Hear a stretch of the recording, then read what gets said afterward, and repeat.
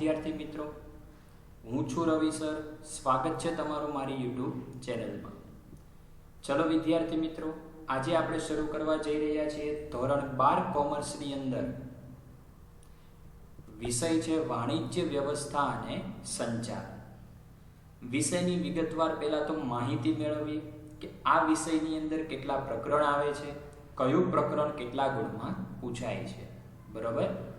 ચલો તો સૌપ્રથમ જોઈએ પહેલા આપણે એની અનુક્રમણિકા. વિદ્યાર્થી મિત્રો, ધોરણ 12 ની અંદર કુલ તમારે 12 ચેપ્ટર શીખવાના છે વાણિજ્ય વ્યવસ્થા અને સંચાલનના. તો જોઈએ આપણે કયું પ્રકરણ કેટલા ગુણમાં બોર્ડની પરીક્ષામાં પૂછાય છે. વિદ્યાર્થી મિત્રો, ચેપ્ટર નંબર 1 સંચાલનનું સ્વરૂપ અને મહત્વ. આ ચેપ્ટર બોર્ડની પરીક્ષામાં આવશે 10 ગુણની અંદર. હવે આ 10 ગુણમાં કેવી રીતે પ્રશ્નો પૂછાય, કયો પ્રશ્ન કયા વિભાગમાંથી આવશે, તો આ બધી માહિતી તમને વિગતવાર ચેપ્ટર વાઇઝ મળશે. અત્યારે આપણે માત્ર ઓલ ઓવર માહિતી મેળવીએ છીએ કયું ચેપ્ટર કેટલા ગુણમાં પૂછાય છે. બીજું ચેપ્ટર છે સંચાલનના સિદ્ધાંતો, 6 ગુણમાં આવશે. ત્રીજું ચેપ્ટર છે આયોજન, 7 ગુણમાં આવશે. ચોથું ચેપ્ટર છે વ્યવસ્થા તંત્ર, 10 ગુણમાં આવશે. પાંચમું ચેપ્ટર છે કર્મચારી વ્યવસ્થા, આ પણ 10 ગુણમાં આવશે. છઠ્ઠા નંબરનું ચેપ્ટર છે દોરવણી, એ પણ 10 ગુણમાં આવશે. 7મા નંબરનું ચેપ્ટર છે અંકુશ, એ આવશે 6 ગુણમાં. 8મું 9મું નાણાકીય સંચાલન, નાણાકીય બજાર, બંને 8 ગુણમાં આવશે. 10મું ચેપ્ટર બજાર પ્રક્રિયા સંચાલન, 9 ગુણમાં આવશે. 11મું અને 12મું ગ્રાહક સુરક્ષા અને ધંધાકીય પર્યાવરણ, આ બંને ચેપ્ટર આવશે 8 ગુણમાં. કુલ આવી રીતે તમારું વિગતવાર ચેપ્ટર વાઇઝ પેપર બનશે અને કુલ પેપર 100 માર્ક્સમાં આવશે. બરાબર વિદ્યાર્થી મિત્રો. તો ચલો હવે આપણે આજે શરૂ કરીએ છીએ ચેપ્ટર નંબર 1 સંચાલનનું સ્વરૂપ અને મહત્વ. ચલો પહેલા એનું આપણે માહિતી મેળવીએ. આ ચેપ્ટર બોર્ડની પરીક્ષામાં કેટલા ગુણમાં પૂછાય છે. તો આ ચેપ્ટર કુલ 10 ગુણમાં હતું. કેવી રીતે પૂછાય છે, તો વિભાગ એ ની અંદર એક વિકલ્પ આવશે. વિભાગ બી માં 1 માર્ક્સનો એક સવાલ જવાબ આવશે. વિભાગ સી માં 2 માર્ક્સનો એક ટૂંકો પ્રશ્ન આવશે. વિભાગ ડી માં 3 માર્ક્સના 2 પ્રશ્નો. વિભાગ ડી માં 3 માર્ક્સના 2 પ્રશ્નો, એટલે 2 પ્રશ્નો એટલે ટોટલ 6 ગુણ. ટોટલ કરો એટલે ટોટલ કેટલા ગુણ થશે, 10 ગુણ. બરોબર. ચલો હવે આપણે શરૂ કરીએ છીએ. સૌ પ્રથમ પહેલા એની પ્રસ્તાવના આવશે. એટલે કે પહેલો પ્રશ્ન આપણો છે સંચાલન એટલે શું, તેનું સ્વરૂપ સમજાવો. પણ ચેપ્ટરની શરૂઆત કરતા પહેલા આપણે એની પ્રસ્તાવના જોઈશું કે આ સંચાલન મેનેજમેન્ટ શું છે, શા માટે મેનેજમેન્ટની જરૂર પડી. મેનેજમેન્ટ વગર કોઈ કંપની, કોઈ ધંધો કે કોઈ પેઢી ચાલી શકે નહીં. તો વિદ્યાર્થી મિત્રો, ધોરણ 11 કોમર્સ આપણે એની અંદર અમુક શબ્દો શીખીને આવ્યા છીએ. દાખલા તરીકે એકાંકી પેઢી કોને કહેવાય, ભાગીદારી પેઢી કોને કહેવાય, બરાબર. પછી કંપની સ્વરૂપ છે. આવા શબ્દોની આપણે ચર્ચા 11 કોમર્સની અંદર કરીને આવ્યા. હવે વિદ્યાર્થી મિત્રો, એકાંકી પેઢી કોને કહેવાય, એટલે કે વૈયક્તિક માલિકી. તો કે જેની અંદર એક જ માલિક હોય અને માલિક પોતે જ ધંધામાં મૂડી લાવતો હોય અને પોતે જ તમામ કાર્યો કરતો હોય તો એને વૈયક્તિક માલિકી કહેવાય. ભાગીદારી પેઢી કોને કહેવાય, તો કે એક કરતાં વધુ વ્યક્તિઓ ભેગા થાય અને ભેગા મળીને કોઈ ધંધો શરૂ કરે તો એને ભાગીદારી પેઢી કહેવાય. પણ ધંધાકીય એકમના બંને સ્વરૂપો, એકાંકી પેઢી અને ભાગીદારી પેઢી, બંને સ્વરૂપો કેવા હતા, ટૂંકા સ્વરૂપો અને જૂના હતા. કારણ કે જો જેમ જેમ ધંધાનું કદ વધતું જાય, આપણે સૌપ્રથમ એકાંકી પેઢીથી શરૂઆત કરી, ધીમે ધીમે ભાગીદારી પેઢીમાં ગયા. ભાગીદારી પેઢીથી હવે કંપની સ્વરૂપ ઊભું થઈ ગયું છે. તો કંપની એટલે કાર્યો કેવા હોય, વધારે હોય. બીજું એની અંદર જુદા જુદા સમસ્યાઓ, પ્રશ્નો, ચર્ચા વિચારણા, આ બધી બાબતો કેવી રહેવાની? વધુ રહેવાની. તો આપણે કંપનીના માલિક હોઈએ તો આપણે એકલા આખી કંપની ઉપર દેખરેખ રાખી શકતા નથી. અને આ નથી રાખી શકતા તમે કંપની ઉપર એટલા માટે જરૂર પડે છે આપણને મેનેજમેન્ટ, સંચાલનની, કે આપણે કંપનીનું શું કરવું પડે? સંચાલન કરવું પડે. કે કંપનીના જુદા જુદા કાર્યો હોય એ જુદી જુદી વ્યક્તિઓને આપણે સોંપવા પડે, કારણ કે આપણા એકથી બધા કાર્યો હેન્ડલ થઈ શકે નહીં. આવી જ કંઈક આપણી પ્રસ્તાવના છે. જોઈએ પ્રસ્તાવના કે ધંધાકીય એકમમાં એકાંકી પેઢી, એકાંકી પેઢી એટલે 11મા ધોરણમાં આપણે શીખી ગયા વૈયક્તિક માલિકી, અને ભાગીદારી પેઢી સૌથી જૂના અને પ્રચલિત સ્વરૂપ છે. તેમાં માલિક પોતે જ મૂડી લાવે છે અને તમામ કાર્યો પોતે જ કરે છે.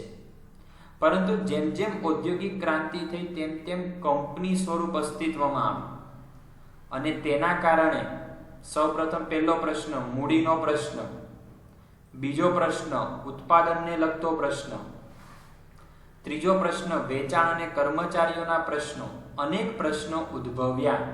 અને આ પ્રશ્નોના નિરાકરણ માટે કોની જરૂર પડી? આપણને સંચાલનની જરૂરિયાત પડી.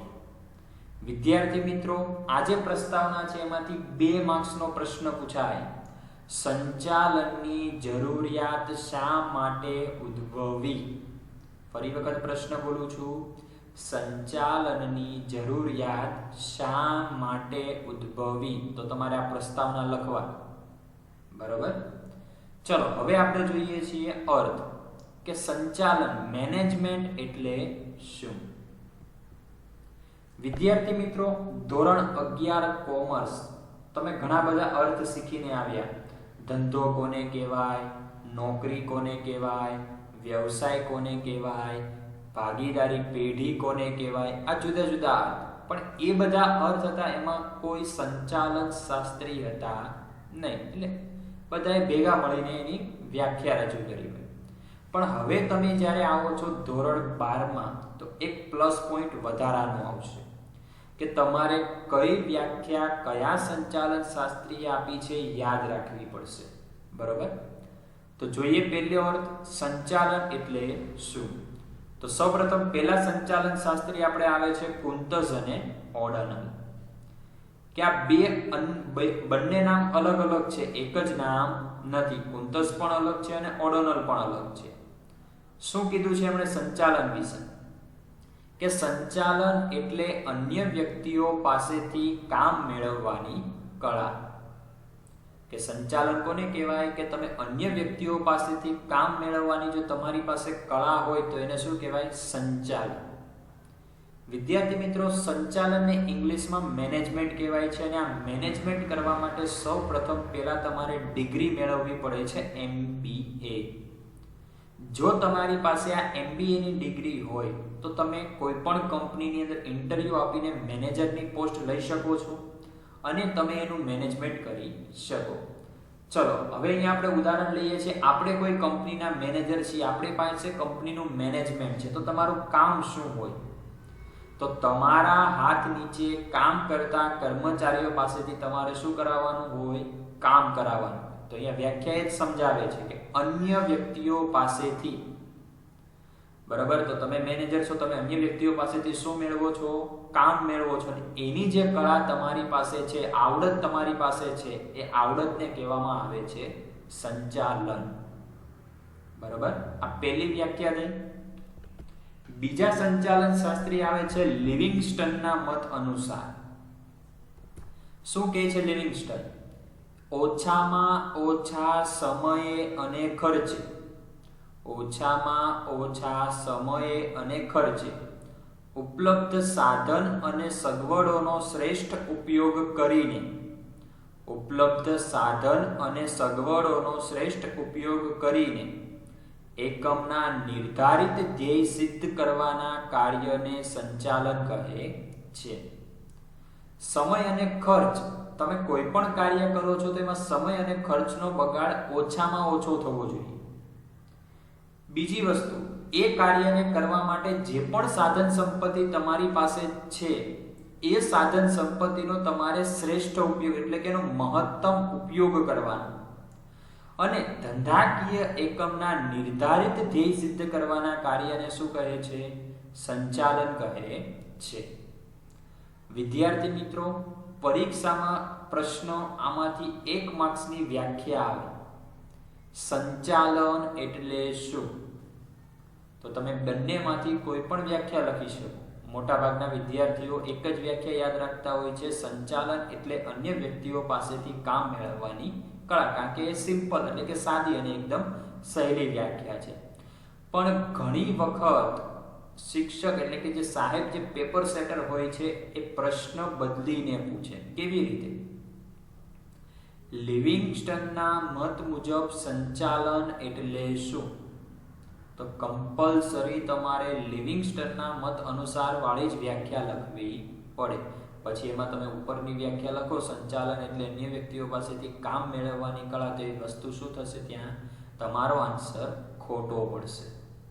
એટલે મેં કીધું અહીંયા તમારું એક કામ, એક પ્લસ પોઈન્ટ વધી ગયો કે તમારે વ્યાખ્યા તો યાદ રાખવાની, સાથે એ પણ યાદ રાખવાનું કયા સંચાલન શાસ્ત્રીએ કઈ વ્યાખ્યા આપણને આપેલી છે. બરોબર? 2 વ્યાખ્યા જોઈ. સંચાલન એટલે શું? તો એમાં 2 વ્યાખ્યા આપી છે. કુંતઝ અને ઓડોનલે એક વ્યાખ્યા આપી અને લિવિંગસ્ટનના મત મુજબ. હવે આગળ આપણે જોઈએ સંચાલનનું સ્વરૂપ. સ્વરૂપને બીજા શબ્દોમાં કહેવામાં આવે છે લાક્ષણિકતાઓ. વિદ્યાર્થીઓ, સ્કૂલની પ્રથમ પરીક્ષા માટે આઈએમપી પ્રશ્ન 5 માર્ક્સ માટે. કેટલા માર્ક્સમાં? 5 માર્ક્સ. હવે ઘણા વિદ્યાર્થીઓ હમણાં મૂંઝાઈ જશે કે સાહેબે તો આગળ તો આપણને એવું કીધું કે 5 માર્ક્સનો પ્રશ્ન આ ચેપ્ટરમાં આવતો નથી. પણ મેં જે તમને પદ્ધતિ, મેં તમને ગુણભાર કીધું એ બોર્ડની પરીક્ષાના છે. આપણે વાત કરીએ છીએ પ્રથમ પરીક્ષાની. તો પ્રથમ પરીક્ષામાં સ્કૂલના સાહેબ હોય તો એ પોતાની જાતે પેપર સેટ કરતા હોય છે. બરાબર? અથવા તો ઉપરથી કોઈ એસવીએસના પેપરો છે અથવા તો કોઈ અધર સંસ્થાના પેપરો છે. તો એની જે પદ્ધતિ છે એ પદ્ધતિ પ્રમાણે પેપર બનાવતા હોય છે. બરાબર? એટલે ચેપ્ટર નંબર 1 માંથી આ 5 માર્ક્સમાં પૂછાવાની શક્યતા વધારે છે. હવે લાક્ષણિકતાઓ તો કુલ 7 લક્ષણો છે. કુલ 7 લક્ષણો છે. બરાબર? 7 લક્ષણોની અંદર પહેલું કીધું છે સર્વવ્યાપી પ્રવૃત્તિ. બીજું લક્ષણ છે હેતુલક્ષી પ્રવૃત્તિ. ત્રીજું લક્ષણ છે જૂથ પ્રવૃત્તિ. ચોથું લક્ષણ છે સતત ચાલતી પ્રવૃત્તિ. પાંચમું લક્ષણ છે માનવીય પ્રવૃત્તિ. છઠ્ઠું લક્ષણ છે નિર્ણય પ્રક્રિયા અને સાતમું લક્ષણ છે વિજ્ઞાન, કળા અને વ્યવસાય. બરોબર? હવે આ 7 લક્ષણોને હવે આપણે શું કરીશું? વિગતવાર સમજાવીશું. બરોબર? તો ચલો વિદ્યાર્થી મિત્રો, પહેલા નંબરનો મુદ્દો આપણે જોઈએ છીએ સ્વરૂપની અંદર સર્વવ્યાપી પ્રવૃત્તિ. જો વાણિજ્ય વ્યવસ્થા એટલે મોટા ભાગના વિદ્યાર્થીઓના મનમાં એવું હોય છે કે આપણે વ્યાખ્યા અને મુદ્દા મોઢીને કરીને ચાલશે. બરોબર? પણ આપણે એવું કરવાનું નથી. ડિટેલ એકદમ સરળ છે. મુદ્દાને સમજો, મુદ્દા ઉપરથી ડિટેલ તમને સરળતાથી આવડશે. આપણો મુદ્દો છે સર્વવ્યાપી. સર્વ એટલે બધી, એટલે કે બધી જગ્યાએ. લાખો અર્થ સર્વવ્યાપીનો શું થયો? બધી જગ્યાએ થતી પ્રવૃત્તિ. બરાબર? ચલો હું ઉદાહરણ આપું. ચલો આપણે કોઈ કંપનીની અંદર કામ કરીએ છીએ તો કંપનીની અંદર સંચાલન હોય. ઓલવેઝ મેનેજમેન્ટ કંપનીનું હોય જ. બરાબર? આપણે ઘરમાં રહીએ છીએ, કુટુંબમાં, તો આપણી કુટુંબની અંદર કુટુંબના જે વડીલ વ્યક્તિ હશે કુટુંબનું શું કરતા હશે? સંચાલન કરે છે. બરાબર? આપણે જે રાજ્યની અંદર રહીએ છીએ, ગુજરાત રાજ્ય અથવા તો આપણો જે દેશ છે ભારત દેશ, તો એનું પણ સંચાલન સરકાર દ્વારા થાય છે. દેશને ચલાવે છે. જો એ સંચાલન ન કરે તો દેશ વ્યવસ્થિત રીતે ચાલી શકે નહીં. દેશનું અર્થતંત્ર શું થઈ જાય? બગડી જાય. પરિસ્થિતિ દેશની કેવી થઈ જાય? ખરાબ થઈ જાય. એટલે કે કોઈ પણ ક્ષેત્ર હોય, એ ધાર્મિક ક્ષેત્ર હોય, તમે મંદિરોની અંદર જાઓ, બરાબર, તો મંદિરોમાં પણ ટ્રસ્ટ હોય છે જે આખા મંદિરનું શું કરતા હોય છે? મેનેજમેન્ટ કરતા હોય છે. એટલે કે કોઈ પણ ક્ષેત્ર હોય, ધાર્મિક ક્ષેત્ર હોય, કૃષિ ક્ષેત્ર હોય, કોઈ પણ આર્થિક ક્ષેત્ર હોય કે સામાજિક ક્ષેત્ર હોય, દરેક જગ્યાએ સંચાલનની જરૂર પડે છે. સંચાલન વગર કોઈ પણ પ્રવૃત્તિ શક્ય નથી. એટલા માટે શું કહેવાય છે? સંચાલન એ કેવી પ્રવૃત્તિ છે? સર્વવ્યાપી પ્રવૃત્તિ છે.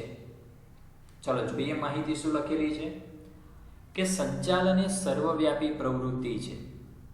સંચાલન એ માત્ર ઔદ્યોગિક ક્ષેત્રમાં જ થતી પ્રવૃત્તિ નથી, પરંતુ સામાજિક, ધાર્મિક, કૃષિ, લશ્કરી, શૈક્ષણિક વગેરે ક્ષેત્રોમાં જોવા મળે છે. આમ સંચાલન દરેક ક્ષેત્રના દરેક એકમોમાં અને એકમના તમામ વિભાગમાં જોવા મળે છે. એ કોઈ પણ જગ્યાએ, દરેક જગ્યાએ સંચાલનની જરૂર પડે છે. વિદ્યાર્થીઓ, આ મુદ્દામાંથી એક પ્રશ્ન પૂછાય છે. સંચાલન કયા કયા ક્ષેત્રોમાં જોવા મળે છે? અથવા સંચાલનની પ્રવૃત્તિ કઈ કઈ જગ્યાએ જોવા મળે છે? તો આ પ્રશ્ન લખવાનો. સામાજિક, આ એનો જવાબ થઈ જશે. ધાર્મિક, કૃષિ, લશ્કરી, શૈક્ષણિક વગેરે ક્ષેત્રોમાં જોવા મળે છે. બરાબર. હવે વિદ્યાર્થી મિત્રો, આ ચેપ્ટરમાંથી વિધાન પણ પૂછાય. બરાબર. મેં તમને એવું કીધું કે આ જે પ્રશ્ન છે, આખો પ્રશ્ન 5 માર્ક્સમાં પૂછાય, પણ આમાંથી કોઈ પણ, આપણે જે 7 મુદ્દા જોઈએ એમાંથી કોઈ પણ મુદ્દો વિધાનમાં મૂકી શકે 2 માર્ક્સની અંદર, કે સંચાલન એ સર્વવ્યાપી પ્રવૃત્તિ છે, વિધાન સમજાવો. તો વિધાન સમજાવવાનું કે તો પણ આ જ માહિતી તમારે અંદર લખવાની. બરોબર. ચલો એના પછી આપણે જોઈએ છીએ બીજા નંબરનો મુદ્દો, હેતુલક્ષી પ્રવૃત્તિ. મુદ્દાનું નામ છે હેતુલક્ષી. એટલે સંચાલન કરવાનો શું છે? કે હેતુ છે. શા માટે સંચાલન કરવું પડે છે? સંચાલન ના કરો તો? આપણે આપણા કુટુંબની વાત કરીએ, આપણે આપણા ફેમિલીની વાત કરીએ, આપણા ફેમિલીની અંદર આપણા વડીલ, દાદા હોય કે પપ્પા હોય, કુટુંબનું સંચાલન કરે છે. ચલો, પપ્પા કે દાદા કુટુંબનું સંચાલન ન કરે તો પ્રશ્નો સર્જાય, જુદા જુદા પ્રશ્નો સર્જાય. બરોબર. કુટુંબની અંદર વ્યવસ્થિત જે પણ કાર્યો થવાના હોય, બરોબર, એ કાર્યો થાય નહીં. બરોબર. નાણાંનો બિનજરૂરી પણ વ્યય થઈ શકે છે. એટલે તમારા જે નક્કી કરેલા ધ્યેયો છે, એ ધ્યેયોને સિદ્ધ કરવા માટે શું કરવું પડે છે? સંચાલન કરવું પડે છે. જો તમે સંચાલન નહીં કરો તો તમારા નક્કી કરેલા ધ્યેય સિદ્ધ કરી શકાશે નહીં. બીજું વિદ્યાર્થી, તમારું જ ઉદાહરણ લઈએ.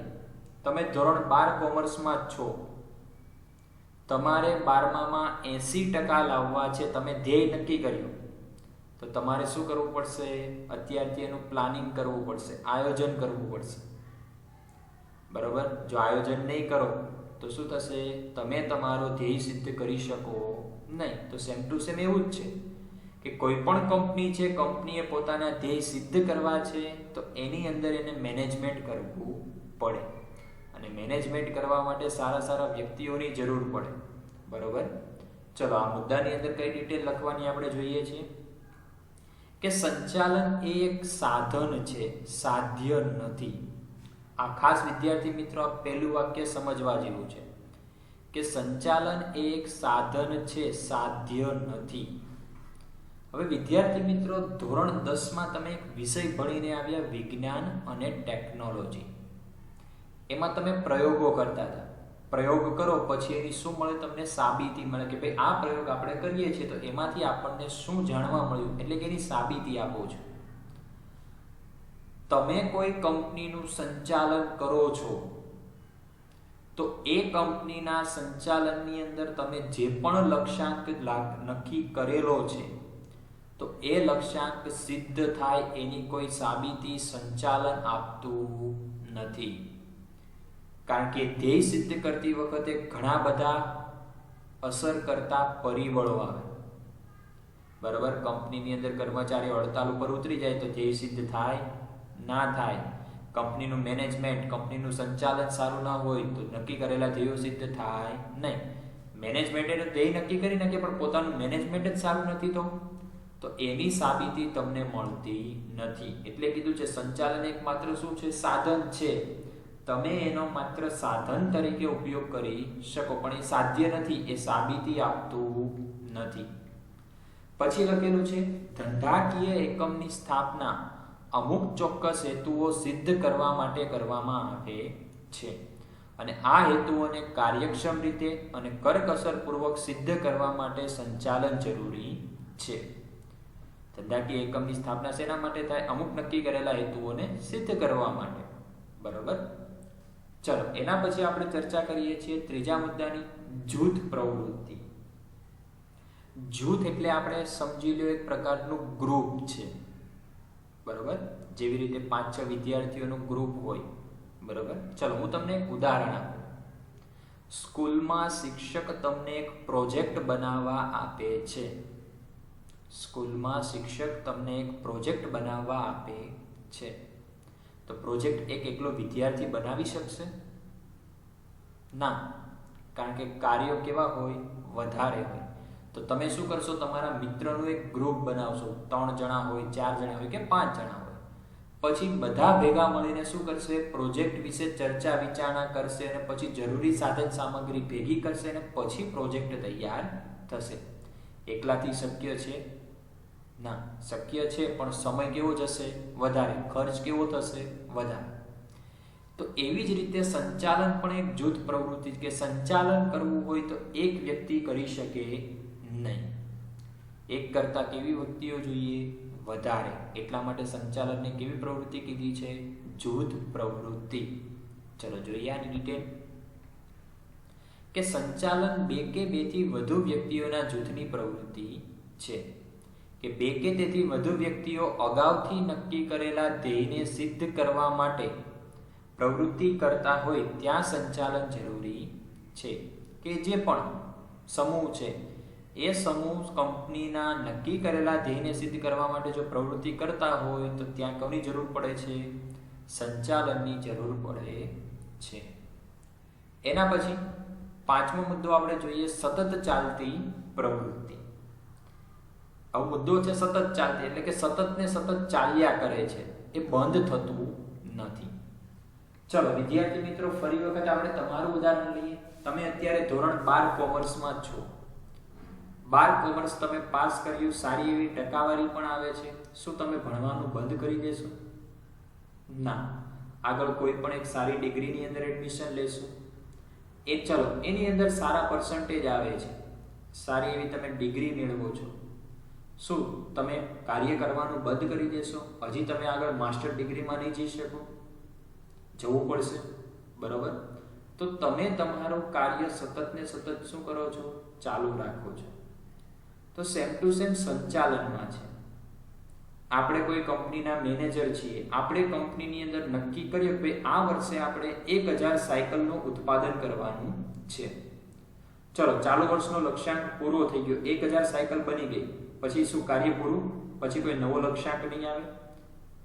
તો બીજા વર્ષે તમે શું કરશો? બીજો લક્ષ્યાંક નક્કી કરશો. પ્રક્રિયા બંધ થતી નથી. પ્રક્રિયા સતત ને સતત શું થાય છે? ચાલુ જ રહે છે. બરાબર. એટલે સંચાલન હોય તો સંચાલન એ કેવી પ્રવૃત્તિ છે? સતત ચાલતી પ્રવૃત્તિ છે. એ પ્રવૃત્તિ ક્યારેય બંધ થતી નથી. બંધ થાય ક્યારે? જ્યારે તમારી ધંધાકીય એકમ, કંપની કે પેઢી બંધ થાય ત્યારે. ત્યાં સુધી આ સંચાલનની પ્રક્રિયા પૂર્ણ થતી નથી. એ તો સતત ને સતત શું હોય છે? ચાલતી જ હોય છે. જોઈએ માહિતી કે સંચાલન એ સતત ચાલતી પ્રવૃત્તિ છે. સંચાલન ધ્યેયલક્ષી હોય છે, પરંતુ ધ્યેય સિદ્ધ થતા પ્રક્રિયા બંધ થતી નથી. મેં કીધું 1000 સાયકલનો લક્ષ્યાંક હતો, ધ્યેય સિદ્ધ થઈ ગયું. શું તમે પ્રક્રિયા બંધ થઈ ગઈ? નહીં. શું કર્યું આપણે? બીજા વર્ષે નવા ધ્યેય અને નવા લક્ષ્યાંકો સંચાલન દ્વારા જ પ્રસ્થાપિત થાય છે. આમ સંચાલનમાં ધ્યેય નિર્ધારણ એટલે ધ્યેય નક્કી કરવા, પછી ધ્યેય નક્કી થઈ જાય પછી ધ્યેય સિદ્ધિ એટલે ધ્યેયને સિદ્ધ કરવા, અને પુનઃ નિર્ધારણ એટલે ફરી વખત નવા ધ્યેયો પ્રાપ્ત કરવા. આ ચક્ર જે સાયકલ છે સતત ને સતત શું હોય છે? ચાલતી જ હોય છે. કમ્પ્લીટ. ચલો એના પછી આગળ આપણે જોઈએ 5મા નંબરનો પોઈન્ટ, માનવીય પ્રવૃત્તિ. સંચાલન કરવું છે, કંપનીનું મેનેજમેન્ટ કરવું છે, કોની જરૂર પડશે? માણસોની જરૂર પડશે. માણસો વગર કાર્ય કે સંચાલન થઈ શકે? પોસિબલ જ નથી. એટલા માટે સંચાલનને કેવી પ્રવૃત્તિ કીધી છે? માનવીય પ્રવૃત્તિ. બરાબર. આ પોઈન્ટ એકદમ સહેલો છે કે સંચાલન એ સર્વવ્યાપી પ્રવૃત્તિ હોવા છતાં માનવ જાતને લગતું મર્યાદિત છે, કે માનવ વગર એ શક્ય નથી. સંચાલનમાં માનવોનું સ્થાન મહત્વ છે, કારણ કે સંચાલનમાં માનવી ક્યાં હોય છે? કેન્દ્ર સ્થાને. તેથી તે માણસ માટે માણસ દ્વારા થતી એક શું છે? માનવીય પ્રવૃત્તિ છે. એના પછી આપણે આગળ જોઈએ છીએ નિર્ણય પ્રક્રિયા. કોઈ પણ કંપનીનો સંચાલન કરતો વ્યક્તિ હોય એ સતત ને સતત શું કરતો હોય છે? ડિસિઝન લેતો હોય છે, એટલે કે નિર્ણય લેતો હોય છે. એ નિર્ણય વગર કોઈ પણ કાર્ય કરી શકે નહીં. જો નિર્ણય લીધા વગર કાર્ય કરે તો કંપનીના ધ્યેયો સિદ્ધ કરી શકાય નહીં. એટલે જે વ્યક્તિ સંચાલન કરતો હોય એને સતત ને સતત શું કરવું પડે? નિર્ણય લેવા પડે. બરાબર. તમે સ્કૂલની અંદર જાઓ છો તો સ્કૂલની અંદર પણ જે પણ સંચાલક છે એ તબક્કે કે સ્કૂલના સંચાલકે પણ શું કરવું પડે? થોડા સમયે નિર્ણયો લેવા પડે. કારણ કે જો એ નિર્ણય ન લે તો સ્કૂલનું મેનેજમેન્ટ શું થઈ જાય? વિખરાઈ જાય ને. એટલા માટે જો સંચાલન કરો છો તો સંચાલનની અંદર નિર્ણય લેવા પડે. નિર્ણય વગર કોઈ પણ કાર્ય કરી શકાય નહીં. બરાબર. ચલો જોઈએ આની માહિતી કે નિર્ણય પ્રક્રિયા એ સંચાલનનું કાર્ય છે, કે સંચાલન કરતા સંચાલકે સતત નિર્ણયો લેવા પડે છે. નિર્ણય લીધા વગર કોઈ પણ કાર્ય થઈ શકતું નથી.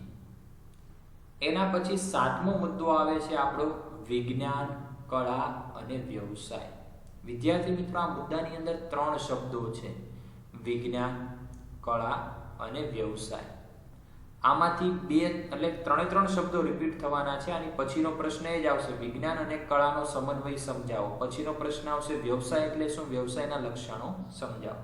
પણ અહીંયા આપણે બેઝિકલી માહિતી મેળવવાની છે વિજ્ઞાન, કળા અને વ્યવસાય વિશે. ચલો પહેલા આપણે વિજ્ઞાન વિશે જોઈએ કે વિજ્ઞાનની જેમ સંચાલનમાં પણ ચોક્કસ નિયમો કે સિદ્ધાંતો હોય છે. તેથી કેટલાક લેખકો સંચાલનને શું કરે છે? વિજ્ઞાન તરીકે ઓળખાવે છે.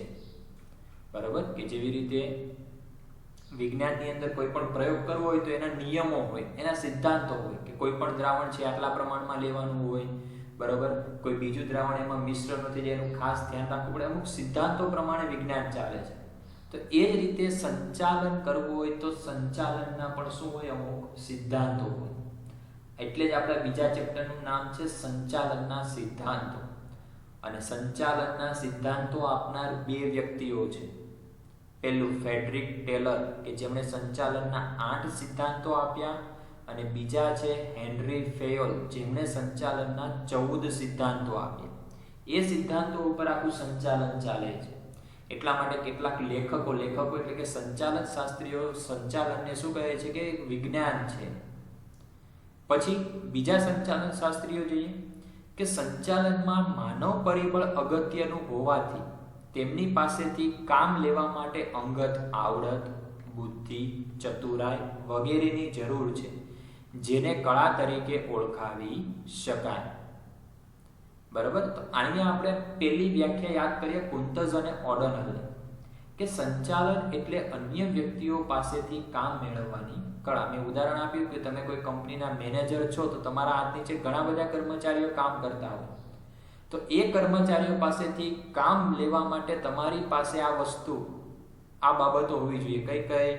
પહેલું અંગત આવડત હોવી જોઈએ, બુદ્ધિ હોવી જોઈએ, ચતુરાઈ હોવી જોઈએ, જેને અત્યારે સંચાલન શાસ્ત્રીઓ શું કહે છે? કળા તરીકે ઓળખાવે છે. કે વ્યક્તિ પાસે શું હોવી જોઈએ? કામ કરવા માટેની કળા હોવી જોઈએ. કારણ કે અત્યારના કર્મચારીઓ, તમે કંપનીની અંદર જાઓ, કોઈ પણ જગ્યાએ તમે પણ એક કર્મચારી તરીકે હો તો પણ શું થતું હોય છે? ઘણી વખત કાર્ય કરવામાં આળસ અનુભવાતી હોય છે. તો આ આળસને દૂર કરવા માટે આપણે મેનેજર એટલે કે મેનેજમેન્ટ રાખેલું છે. એટલે મેનેજમેન્ટ પાસે શું હોવું જોઈએ? આવડત હોવી જોઈએ, બુદ્ધિ હોવી જોઈએ, ચતુરાઈ હોવી જોઈએ, જેથી એ અન્ય વ્યક્તિ પાસેથી સરળતાથી કામ મેળવી શકે, જેને આપણે શું કહીએ છીએ? કળા તરીકે ઓળખાવીએ છીએ. અને એના પછી છેલ્લો પોઈન્ટ છે વ્યવસાય.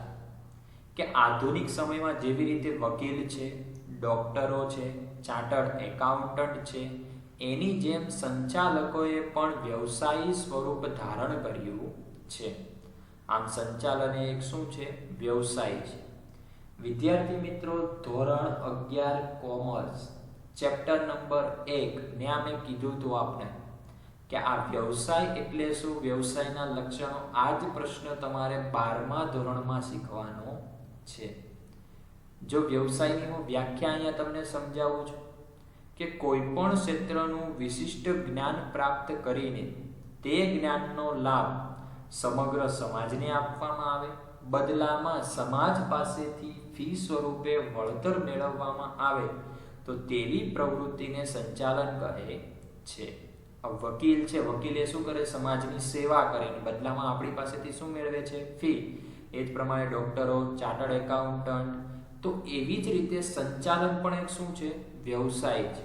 મેં કીધું એ પ્રમાણે સંચાલન કરવા માટે તમારી પાસે MBA ની ડિગ્રી હોવી જોઈએ. MBA ની ડિગ્રી મેળવો એટલે તમે કોઈ પણ કંપનીનું સંચાલન પદ મેળવી શકો, એટલે કે તમે સંચાલક બની શકો. હવે તમે કોઈ કંપનીની અંદર સંચાલન એટલે કે મેનેજમેન્ટમાં તમે દાખલ થાઓ તો શું તમે મફતમાં સેવા આપશો? બદલામાં શું મેળવો છો? વેતન, પગાર મેળવો છો. એટલા માટે અહીંયા કીધું છે કે સંચાલકોએ પણ શું કર્યું છે? વ્યવસાયી સ્વરૂપ ધારણ કર્યું છે. એટલે આમ સંચાલનને એ લોકો શું ગણાવે છે? એક વ્યવસાય ગણાવે છે.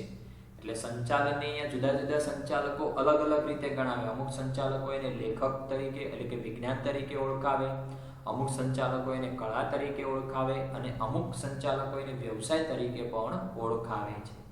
એટલે સંચાલન છે આ ત્રણેયનો સમન્વય છે: વિજ્ઞાન, કળા અને વ્યવસાય. તો વિદ્યાર્થી મિત્રો, આપણે 7 લક્ષણોની ચર્ચા કરી, બરોબર? ચલો હવે થેન્ક યુ. આપણે ફરી મળીશું આગળના લેક્ચરની અંદર આગળના નવા પ્રશ્નો સાથે, બરાબર?